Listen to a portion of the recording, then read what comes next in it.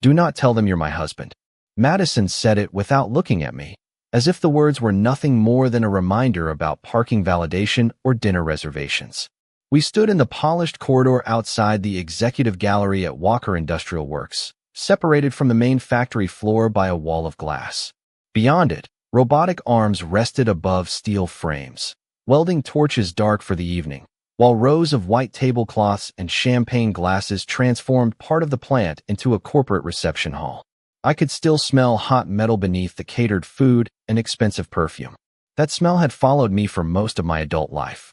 To me, it smelled like rent paid on time, men and women going home safely after a shift, and promises kept when no one was watching.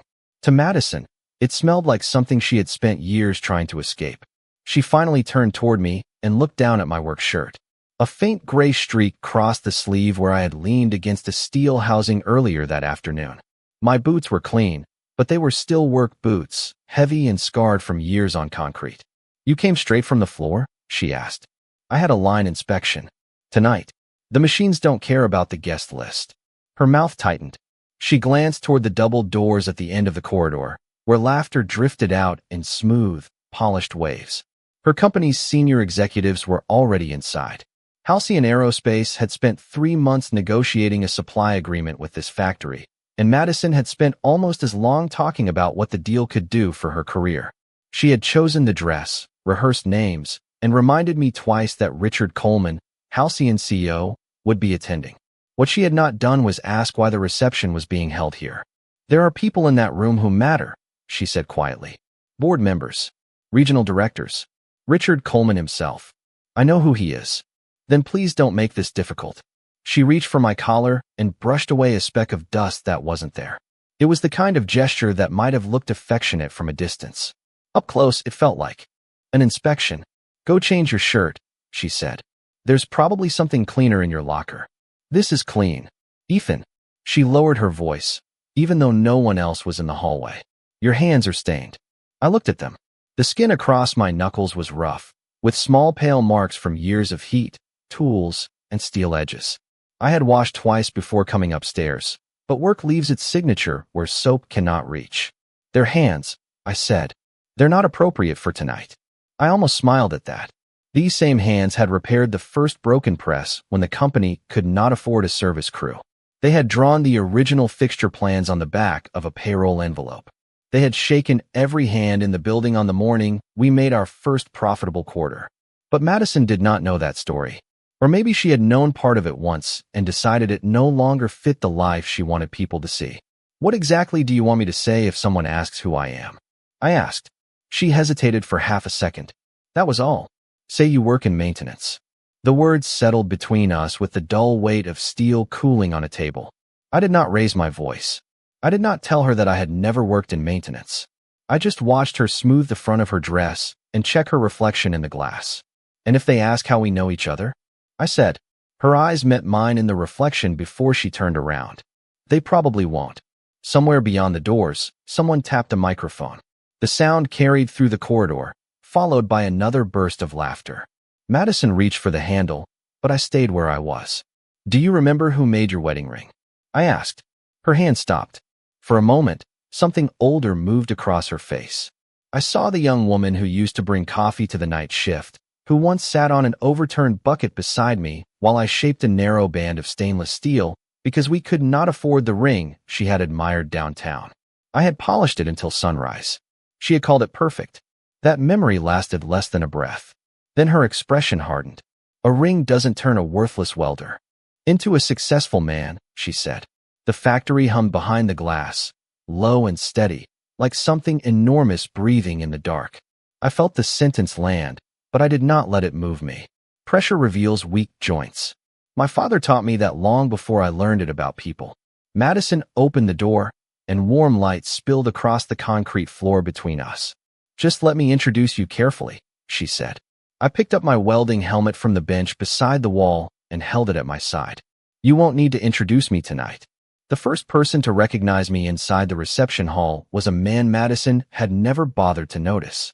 Luis Ramirez had worked the night shift for 11 years, starting as a forklift operator before becoming one of the best fabrication supervisors in the state. He stood near the service entrance in a pressed blue shirt, speaking with two engineers from Halcyon Aerospace. When I walked through the doors carrying my welding helmet, his posture changed.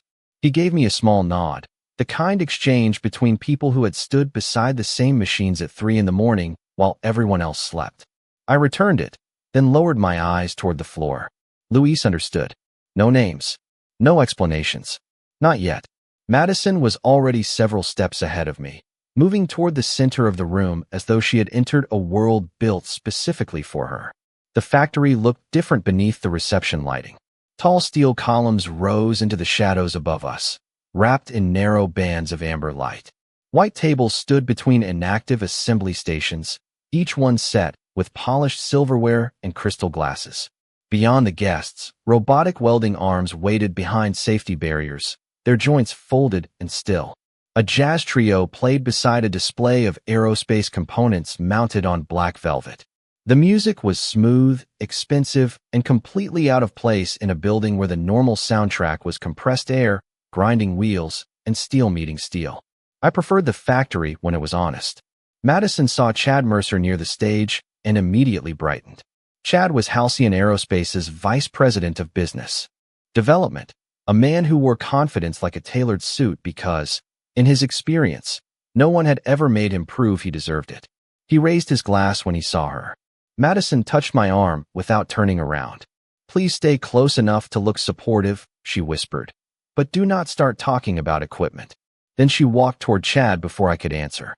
He greeted her with both hands and an easy laugh, leaning close enough to make their conversation feel private even in a crowded room. Madison introduced me only after Chad looked over her shoulder and asked who had followed her inside. "This is Ethan," she said. "Nothing else. No husband. No last name. No explanation." Chad glanced at my shirt, my boots, and the helmet hanging from my hand. "One of the plant guys?" he asked. Madison gave a thin smile. "Something like that." I watched the answer leave her mouth and settle comfortably between them. Chad nodded as though the matter had been properly classified. "Good place," he said, looking around. "Old-fashioned, but useful. We might turn it into something impressive once the contract is signed." "You think it needs changing?" I asked. He looked surprised that I had spoken. "Every operation needs changing. That is what growth looks like. Sometimes growth means knowing what should not be touched." Chad smiled politely, the way executives smile when they believe a conversation has dropped below their pay grade. "You have been here long. Long enough." Across the room, Samuel Brooks stood beside the main production display with a tablet tucked beneath one arm. Samuel had been the plant manager since before Madison and I met. His hair had gone silver, but his eyes were still sharp enough to catch a misaligned seam from 20 feet away. He saw me, started forward, then stopped when I gave the smallest shake of my head. Samuel looked toward Madison, then back at me. His jaw tightened, but he respected the signal. He turned and resumed speaking with a group of Halcyon engineers. Madison did not notice any of it. She had already joined Chad's circle, laughing at a story about a failed supplier in Michigan. I moved toward the glass wall overlooking Line 4 and set my helmet on an empty table. From there, I could see nearly the entire floor. The new 5-axis cutting system stood near the north bay. The pressure gauges on the coolant station held steady. The final inspection area had been cleared for the morning shift. Even during a party, I found myself checking details. Machines tell the truth if you know where to look. People take longer. A server offered me champagne. I chose coffee instead. 3 supervisors passed behind me during the next 10 minutes. Each greeted me quietly. Each used only my first name. Each waited for my nod before continuing. To Madison, I probably looked like a worker who happened to know other workers. That interpretation suited her, so she never examined it. Then the room shifted. Conversations softened near the entrance. Several Halcyon directors straightened their jackets. Richard Coleman had arrived. He was taller than I expected, with gray hair, calm eyes, and the measured walk of a man accustomed to being given space. Madison moved toward him at once, Chad beside her. Richard shook their hands, exchanged a few words, then looked past them toward the factory floor. "Has Mr. Walker arrived?" he asked. Madison glanced around the room with the same curiosity as everyone else. I lifted the coffee cup to my mouth and waited. Madison turned toward the entrance before Richard Coleman had finished asking the question. Her eyes moved across the room, searching for a tailored suit, a polished watch, or the kind of man she believed should own a factory. They passed over me without slowing. Chad Mercer checked his phone, then glanced toward Samuel Brooks as though the plant manager might have misplaced someone important. Richard waited with the patience of a man accustomed to receiving direct answers. "We were told Mr. Walker would attend," he said. Samuel looked at me from across the room. I gave him no signal this time. Before he could speak, Chad stepped forward with a practiced smile. "I am sure he is on his way. Owners like to make an entrance." A few people laughed softly. Richard did not. He looked toward the production floor again, studying the steel columns and silent. "Machines. This agreement requires his approval," he said. "I would prefer to meet the person whose signature determines whether our next production cycle stays on schedule." Madison touched Richard's sleeve lightly, eager to redirect the moment. "While we wait, I can walk you through the communications plan. We have prepared a complete rollout for the partnership." Richard gave her a polite nod, but his attention remained on the factory. In a moment, Chad noticed me standing near the glass wall and raised his glass. "Maybe our friend from the floor knows where the owner is." Several faces turned in my direction. Madison's shoulders stiffened. I set my coffee on the table and faced them. "He is nearby," I said. Chad grinned. "That sounds mysterious. It is a large building." "Not that large." He looked at my boots again, then at the helmet beside me. "What do you do here, Ethan?" Madison answered before I could. "He works with the fabrication crews." It was closer to the truth than maintenance, but she said it in the same tone someone might use to explain a stain on the carpet. Chad nodded slowly. "Hands-on work. Nothing wrong with that." His voice said the opposite. "Someone has to keep the sparks flying while the rest of us keep the business moving." The group offered the kind of careful laughter people use when they are not sure whether the person with the highest title has approved the joke. Richard remained silent. I looked at Chad. "The business does not move if the parts fail." "Of course," he said. "But a good executive understands the difference between making a part and building a company." "Do you?" I asked. His smile narrowed. Madison stepped closer to me. "Ethan is very dedicated to his trade," she said, as if trying to smooth an uneven surface. "Sometimes too dedicated." Chad turned toward her. "Still working long shifts?" "Always," she said. "He comes home smelling like steel and machine oil, talks about tolerances over dinner, and acts as if the whole world depends on one clean seam." "That must be exhausting," a regional director said. Madison laughed. "You have no idea." The response came too easily. I watched her relax as the circle accepted the version of our marriage she had offered them. In that version, she was the ambitious professional carrying us forward, and I was the man standing still in work boots. Chad swirled the drink in his glass. "So you are the provider?" he asked her. Madison glanced at me. She had time to correct him. She did not. Most of the time, yes. The room did not become silent, but something inside me did.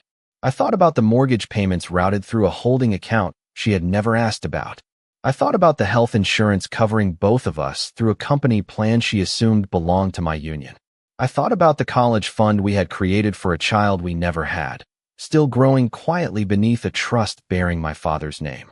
None of it mattered as much as the ease with which she erased me. Chad looked pleased. "That explains the confidence." "What confidence?" I asked. "Hers," he said. "Success changes how a person carries herself." He turned toward the steel frame displayed near the stage, a 12-foot section designed for a commercial aircraft assembly. Take something like that. It takes capital, strategy, leadership. A worker can join two pieces of metal, but building something valuable requires vision.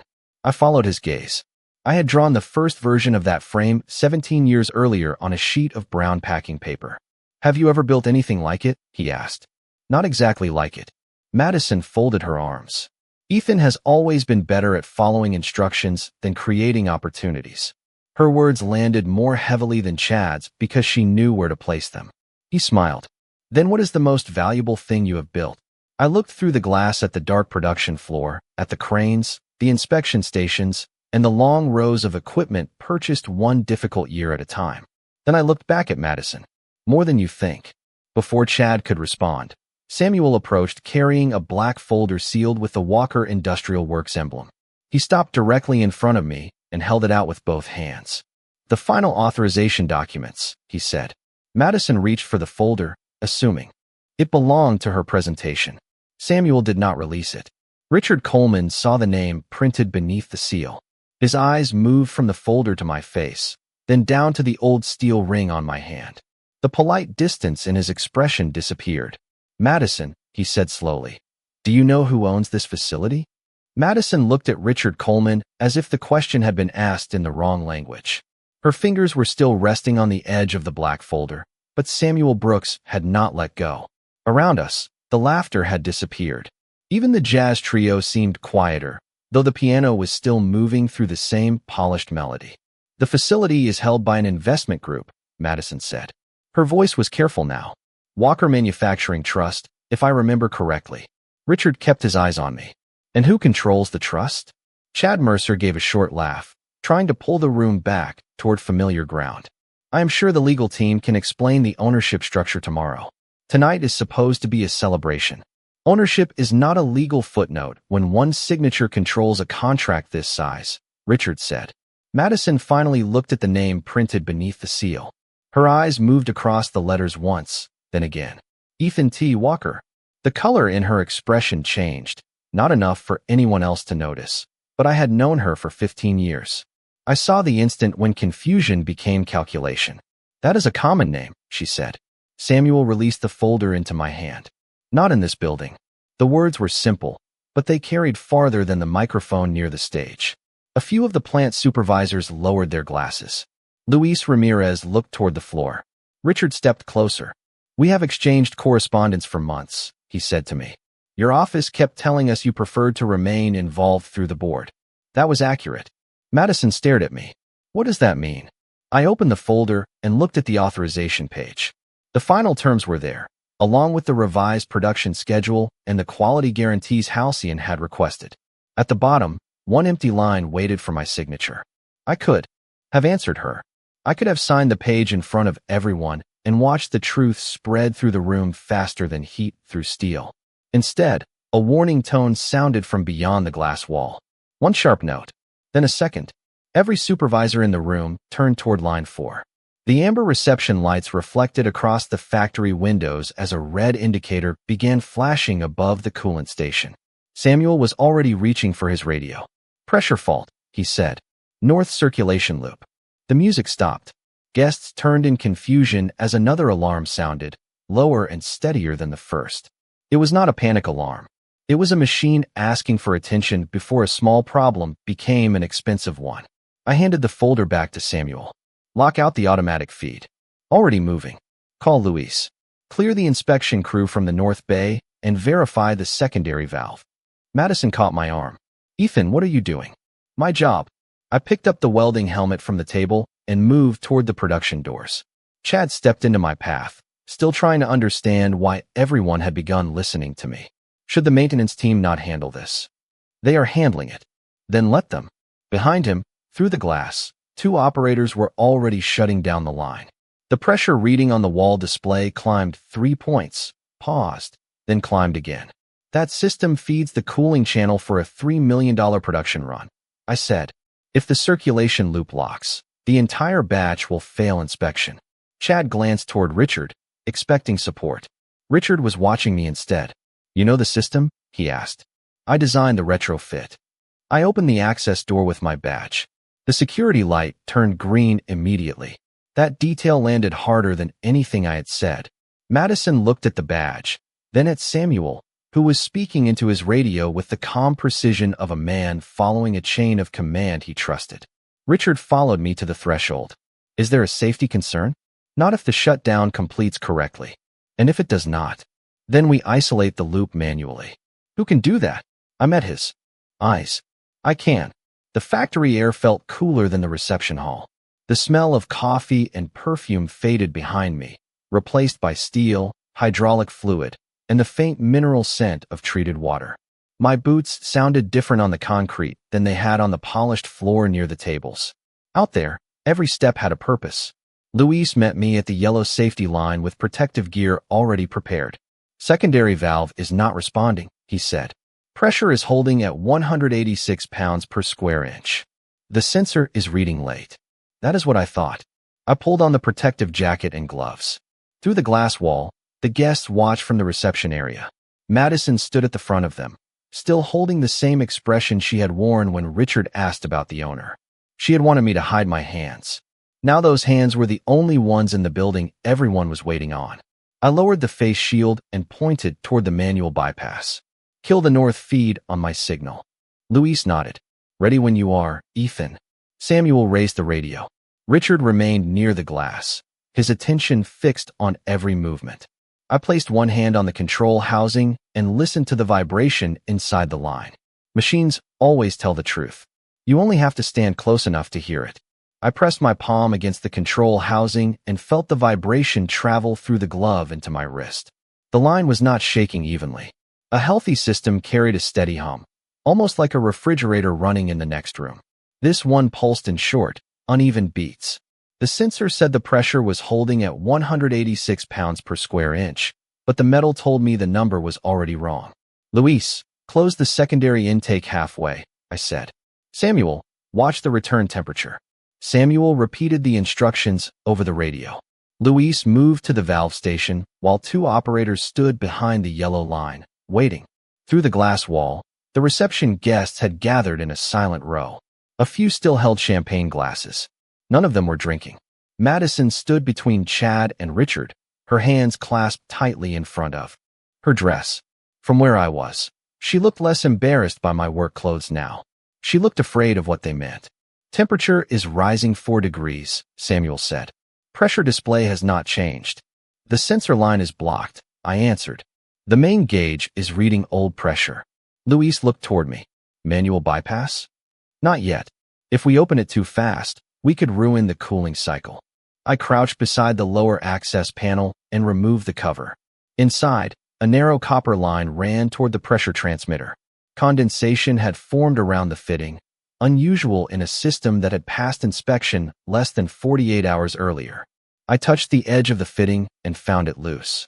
Not broken, not worn. Loose. Who serviced this unit today? I asked. Samuel checked the maintenance log on his tablet. Outside calibration team. Halcyon requested the verification. I looked through the glass toward Chad. He had stopped smiling. That detail registered, but I pushed it aside. A machine problem comes first. Questions come after the line is stable. Luis, bring me the manual gauge and a 3/4-inch wrench. He placed both on the cart beside me. I connected the gauge to the test port and opened it slowly. The needle climbed past 200, then stopped at 214 pounds per square inch. There is the real number, I said. Samuel's voice tightened. That is above the operating limit. Only if it stays there. I stood and pointed toward the bypass wheel. Luis, open at 1/4 turn when I count to 3. Samuel, cut the north feed 2 seconds later. Not before. Both men nodded. No debate. No confusion. They knew I would not ask them to move until I understood the sequence. 1, I said. The warning light flashed above us. 2. The line vibrated harder beneath my hand. 3. Luis turned the wheel. Water moved through the bypass with a deep rushing sound. Samuel gave the shutdown command. The pump slowed. The manual gauge dropped to 206, then 198, then 187. The vibration settled beneath my glove. Within 10 seconds, the warning tone stopped. No cheers came from the production floor. Good crews do not celebrate a problem they were trained to solve.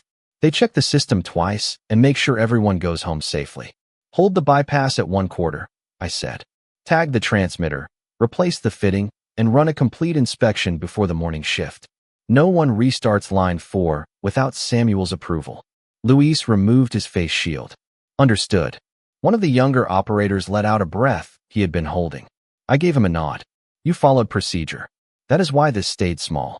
His shoulders relaxed. Richard was waiting when I stepped back into the reception area. The room seemed warmer after the factory floor, and the silence felt heavier than the machinery had. He looked past me toward the workers securing the line. You knew the pressure reading was wrong before you connected the manual gauge, he said.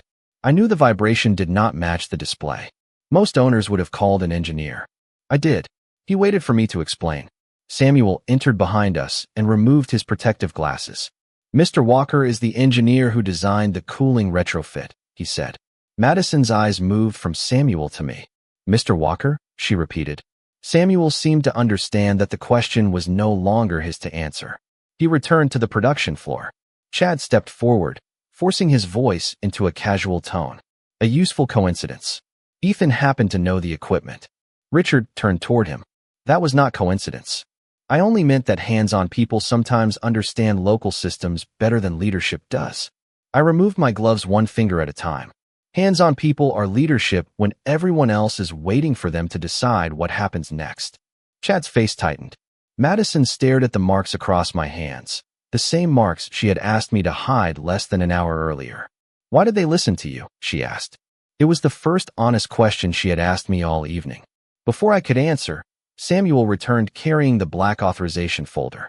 He placed it on the table beside my cooling coffee and opened it to the final page. Richard looked at the signature line, then at me. We should finish the conversation. Your alarm interrupted, he said. Halcyon Aerospace cannot move forward without the approval of the controlling owner. Madison stepped closer to the document. Her eyes stopped on my full name. For 15 years, she had believed my silence meant I had nothing important to say. Now the entire room was waiting for me to speak. I looked at the empty signature line, but the factory around me had already pulled my mind 17 years into the past, back to a winter when this building was colder, darker, and only weeks away from closing. I was 26 then, working second shift with a borrowed welding hood and a truck that needed 3 tries to start on cold mornings. Walker Industrial Works did not carry my family name in those days. It was called Midwestern Structural Systems, though most people in town simply called it the old steel plant. The company had lost 2 major contracts, the bank had frozen its credit, and 214 workers were waiting to learn whether they would still have jobs by Christmas. My father, Thomas Walker, had spent 28 years inside those walls. He knew every press, every crane, and every sound the building made after midnight. He used to tell me that a factory was not steel and concrete. It was school shoes, mortgage payments, groceries, and families sitting around kitchen tables without fear.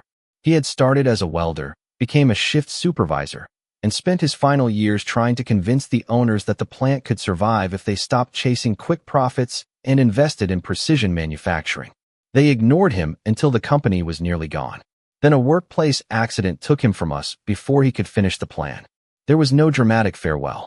There was only a hospital hallway, a paper cup of coffee growing cold in my hand, and a folded notebook found inside his locker. The notebook contained equipment diagrams, customer lists, repair schedules, and a proposal for buying the company out of bankruptcy. On the last page, he had written one sentence: "Save the people, and they will save the plant." I carried that notebook into a meeting with the bank 3 weeks later. The loan officer looked at my work jacket, my age, and the balance in my checking account. He told me I did not have enough collateral to purchase a building this size. He was right. I owned a small house my father had helped me repair and an old pickup worth less than some of the tools inside it. I put the house up anyway. I sold the truck, emptied my retirement account, and borrowed a sedan from Samuel Brooks for 6 months. Samuel was standing 20 feet from me now, holding the same black folder that carried the final Halcyon agreement. Back then, he had been the first person to say yes. Luis Ramirez followed. Then 37 others agreed to take reduced wages in exchange for future shares if I could keep the doors open. Madison was there too. We had been married less than a year. She brought coffee to the night shift, sandwiches wrapped in foil, and clean shirts when I slept in the office because there was no point driving home for 2 hours. One morning, she found me drawing a new fixture design across sheets of packing paper on the floor. I told her I was afraid I had risked everything on a building already too tired to stand. She sat beside me, rested her head against my shoulder, and said, "Then we give it a reason to stand." I remembered those words as I looked at her across the reception table. The woman in my memory had never been ashamed of the dust on my clothes. She had known what every scar on my hands had purchased. During the first year, we repaired machines instead of replacing them. We took contracts other suppliers considered too small. We worked weekends, trained apprentices, and delivered every order on schedule even when profit disappeared into payroll. The first time the company ended a month with money left after expenses, I sat alone in my father's old office and cried quietly into my hands. Not because we were rich.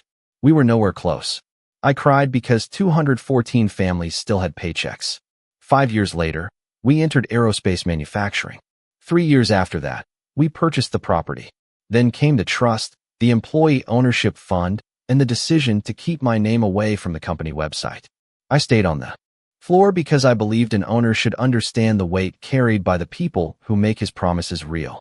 I looked down at the authorization page again. Richard Coleman was still waiting.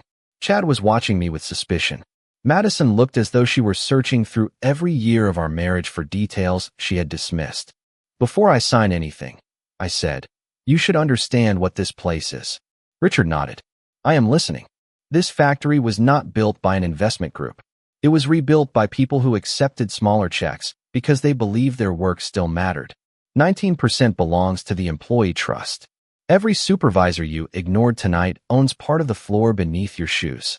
Madison's lips parted, but no words came. I placed my hand on the open folder. And the rest began with a house, an old notebook, and a promise to my father. For the first time that evening, Madison looked at me the way she had 17 years earlier, when ambition had not yet taught her to confuse status with worth. The difference was that now she was not standing beside me. She was standing with the people who had laughed. Richard Coleman looked from me to the workers beyond the glass, and for the first time that evening, the people in suits seemed to understand that the factory was not a stage built for their reception. It was a living system held together by thousands of decisions, most of them made by people whose names never appeared in press releases. Madison remained beside Chad, but the distance between us felt wider than the production floor. Why did you never tell me? She asked. Her voice was quiet, almost careful. It would have been easy to answer with anger. It would have been easy to say that she never asked, that she stopped listening years ago, that she had reduced my work to stains on a shirt and smells she wanted hidden before dinner. The truth was not that simple. I told you how the company was growing, I said. I told you when we bought the property. I told you when the employee trust was created. You never said you controlled it. You stopped asking questions before that mattered to you. Her face tightened. That is not an answer. It is part of one. I closed the folder without signing it. My father had warned me about money long before the factory made any. We had been sitting on the tailgate of his truck behind the old loading dock, eating sandwiches from a paper bag. He told me that success did not only change the person who earned it, it changed the way everyone else looked at him. Some people would see opportunity. Some would see security. Some would see a shortcut. The dangerous part, he said, was forgetting how to tell the difference. When the company began turning real profits, I remembered that warning. I created Walker Manufacturing Trust to protect the factory from personal lawsuits, reckless investors, and anyone who might treat 214 families like numbers on a balance sheet. The trust held my shares. The employee fund held the rest. My name appeared on legal records, loan guarantees, and board documents, but not on the sign outside. I took a technical salary, drove an ordinary truck, and kept working on the floor. At first, Madison understood. She said she respected that I had stayed close to the men and women who built the place with me. Then her career accelerated. New offices led to new circles. New circles came with questions about neighborhoods, vacations, watches, and titles. I watched her begin measuring people by what they could display in a room. I should have confronted it. Instead, I became quieter. Silence can look like patience when it is really fear wearing work clothes. I was afraid that if I explained everything, I would never know whether she still valued the man who had slept in a cold office or only the owner whose signature moved millions of dollars. So I waited. I told myself I was protecting the factory. I told myself I was honoring my father. The harder truth was that I had turned our marriage into a test without telling Madison she was taking one. That failure belonged to me. Her contempt belonged to her. You wanted to see what I would do, she said. No, I answered. I wanted to believe I would never have to find out. Chad shifted beside her. This personal discussion is getting away from the purpose of the evening. Samuel's eyes moved toward him. Richard's did too. Chad adjusted his cuff and continued. Halcyon came here to finalize a partnership. Whatever misunderstanding exists between Ethan and Madison should not affect a contract that supports both companies. It affects the contract if judgment affected the negotiations, I said. What is that supposed to mean? I opened the black folder again, but this time I moved past the signature page to the inspection summaries. 3 numbers had been highlighted in yellow. The pricing adjustment your team requested was based on projected failure rates from our cooling process. Chad gave a small shrug. Standard supplier analysis. The failure rates were overstated. According to whom? According to our internal inspection records, our independent laboratory, and the line data from the last 14 months. Richard stepped closer to the documents. How large is the difference? Large enough to reduce the proposed contract by $11 million over 3 years. The room became still again. Madison looked at Chad. He did not look back. I turned to Samuel. Bring the calibration report from the outside team. He placed his tablet beside the folder. The report showed a clean inspection completed that afternoon. I pointed to the loose fitting documented after the pressure fault. Someone certified this system less than 6 hours before a connection was found loose and the sensor line stopped reporting accurately. Chad's voice sharpened. Are you accusing Halcyon of tampering with equipment? I am saying the report and the machine cannot both be telling the truth. Madison took one step away from him. It was small, but I saw it. Richard read the report twice, then lifted his eyes. Who authorized the outside calibration team? Chad said nothing. Madison did. I did, she whispered. The words carried across the table like a crack opening beneath polished steel. Madison's admission did not sound like a confession. It sounded like someone realizing too late that a harmless signature had been placed at the bottom of the wrong page. Richard Coleman turned toward her slowly. You authorized an outside team to inspect equipment owned by a supplier during active negotiations, he asked. Madison swallowed. Chad said we needed independent verification before presenting the revised pricing model. Did you review the scope of work? I reviewed the summary. That was not my question. She looked at Chad. He finally met her eyes, but there was no reassurance in his expression, only calculation. The technical team handled the details, she said. I approved access because Chad told me the process was standard. I moved Samuel's tablet closer to the center of the table. The team arrived at 2:15 this afternoon. They were escorted to line 4 under a temporary vendor badge issued through Halcyon's regional office. They spent 43 minutes at the coolant station and submitted a completed calibration report at 3:12. Richard studied the timestamps. Who requested the temporary badges? Samuel opened another record. The request came from Ms. Walker's corporate account. Madison leaned over the screen. I did not send that. Chad stepped in immediately. Her assistant probably processed it. We handle hundreds of access requests. Her assistant was not copied, Samuel said. You were.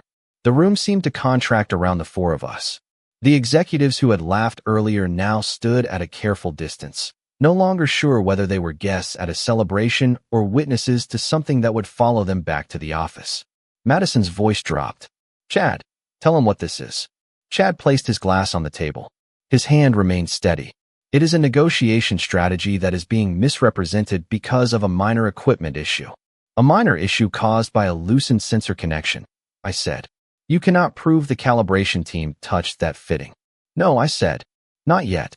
The last 2 words changed his expression more than an accusation would have. I turned another page in the folder. But I can prove that Halcyon's reported defect rate was changed from 0.8% to 4.6% before the pricing presentation. Richard looked at Madison. Were you aware of that adjustment? She closed her eyes for 1 second. I knew the numbers had been adjusted. Richard's face became unreadable. Why? Chad said supplier data is always optimistic. He said our analysts needed a more conservative model. Did you see the original inspection records? No, did you ask for them? She did not answer. Chad moved closer to her. This is being framed unfairly. Projected risk is not the same as recorded failure. We used a blended estimate based on future volume. I pointed to the heading above the number.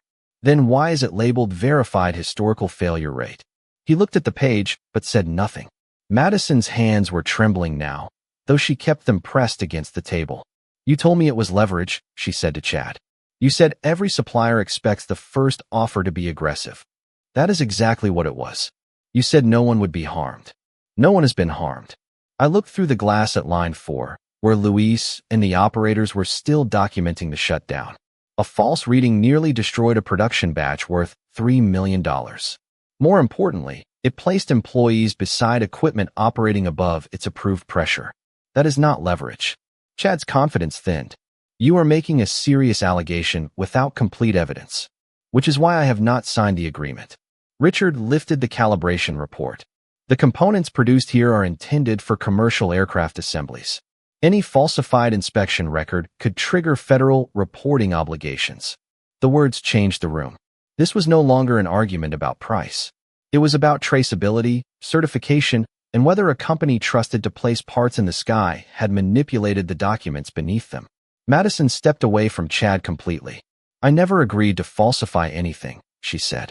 "I approved a vendor visit and a revised communications package. I believe the numbers came from engineering." "You circulated them to the board," Richard said, "because Chad told me they were verified.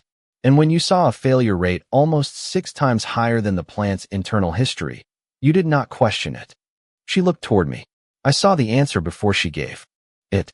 Promotion, visibility, a seat closer to people like Richard. She had wanted the agreement to succeed on Halcyon's terms because she believed delivering $11 million in savings would make her impossible to overlook. "I thought it was how business worked," she whispered. "No," I said. "It is how trust gets converted into a line item." She looked at me as though the sentence had crossed the room and found the one place she could no longer protect. Richard took out his phone and called Halcyon's general counsel. His instructions were brief. Preserve all emails, suspend access to the supplier files, and begin an independent review before morning. When he ended the call, he faced Chad. "You will not contact anyone on the calibration team." Then he turned to Madison. "You will preserve every message connected to this negotiation." "Am I being suspended?" she asked. "Until we understand what happened, you are being removed from the account." The polished confidence she had carried into the factory finally disappeared. Chad reached for the folder, but Samuel closed it first and placed one hand over the seal. "These records remain here," he said. Richard nodded. I looked at the unsigned contract, then at the workers beyond the glass. "Tomorrow morning at 9, my board will review everything. Your legal team may attend." Richard accepted the terms without argument. Madison stared at the blank signature line.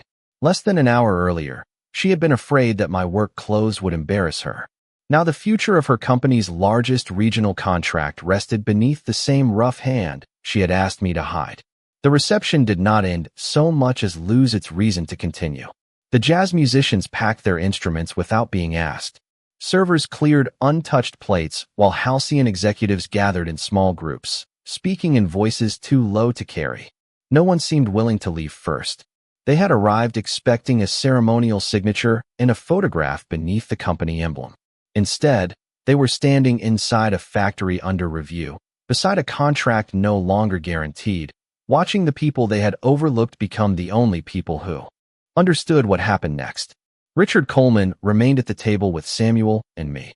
Madison stood several feet away, separated from Chad by a space that had not existed 20 minutes earlier. Chad checked his phone repeatedly, but the screen remained dark. His confidence had always depended on controlling the room. Now the room belonged to facts, and facts do not care who has the better title. Richard closed his legal pad. "Before everyone leaves, I need a clear answer to the question I asked earlier." His voice carried through the gallery without a microphone. Conversation stopped. He looked at Madison first, then at me.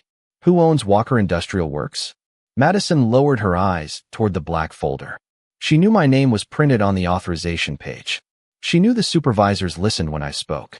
She knew my badge had opened restricted access and that the final agreement required my signature. Still, knowing the shape of a truth is different from hearing it spoken aloud. Samuel stepped beside me. 19% of the company belongs to the Employee Ownership Trust, he said. That includes production workers, supervisors, engineers, and qualified long-term staff. Luis and several other employees stood behind the glass wall, still wearing their work shirts.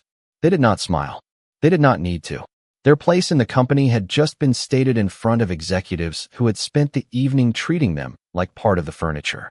Richard nodded. "And the remaining shares?" Samuel looked at me. I rested one hand on the welding helmet beside the unsigned agreement. The helmet was old, scratched along the edge, and marked with a thin silver line where I had repaired it years ago instead of replacing it. It had been with me when the plant nearly closed, when we completed our first aerospace order, and when we handed profit-sharing checks to employees for the first time. It belonged in that room more than any champagne glass. "I control the other 81%, I said. No one gasped. Real shock is quieter than people imagine. It moves through a room by taking away sound. Chad stopped touching his phone. One of Halcyon's regional directors slowly placed her glass on a tray. Madison stared at me as if the man standing in front of her had stepped out from behind someone she had known for years. Richard extended his hand. "Then it is an honor to finally meet you properly, Mr. Walker." I shook it once. "Ethan is fine." His expression did not soften, but something in it changed. Respect does not always arrive warmly. Sometimes it arrives as careful attention after a person realizes how much he failed to see. Chad cleared his throat. This could have been explained earlier. I turned toward him. "You were given several chances to ask who I was. You allowed people to misunderstand. You preferred the misunderstanding." He had no answer for that. Madison stepped closer, her voice barely above a whisper. 81%. Yes. For how long? The trust structure was completed 9 years ago. I held controlling interest before that. She searched my face. 9 years, she repeated. We have been married through all of it. We have. And you let me believe you were earning an hourly wage. I do earn a technical salary for the work I perform on the floor. That is not the same thing. No, it is not. Her eyes moved toward the employees beyond the glass. Does everyone here know? Most people know I have authority. Fewer know the exact ownership structure. They know what they need to do their jobs without turning my name into a ceremony. The sentence seemed to make her smaller, not because I intended it as punishment, but because she finally understood that the status she had spent years chasing had been beside her every morning, wearing work boots and packing lunch in a dented metal box. Richard opened the folder again, but did not place it in front of me. There will be no signature tonight, he said. Not until the review is complete. Agreed. And tomorrow at 9, Halcyon will provide legal counsel, compliance officers, and every record connected to this account. Good. Chad began to object, but Richard raised one hand. You are no longer speaking for the company tonight. The words were calm and final. Madison looked at the factory floor, then at my hands. Earlier, she had wanted those hands hidden because she believed they revealed too little about me. Now she understood they had revealed everything. I picked up the helmet and the unsigned folder. As I turned toward Samuel's office, the room remained silent behind me. No applause followed. I was grateful for that. I had never built the factory to be admired. I had built it so people could stand inside it without bowing to anyone.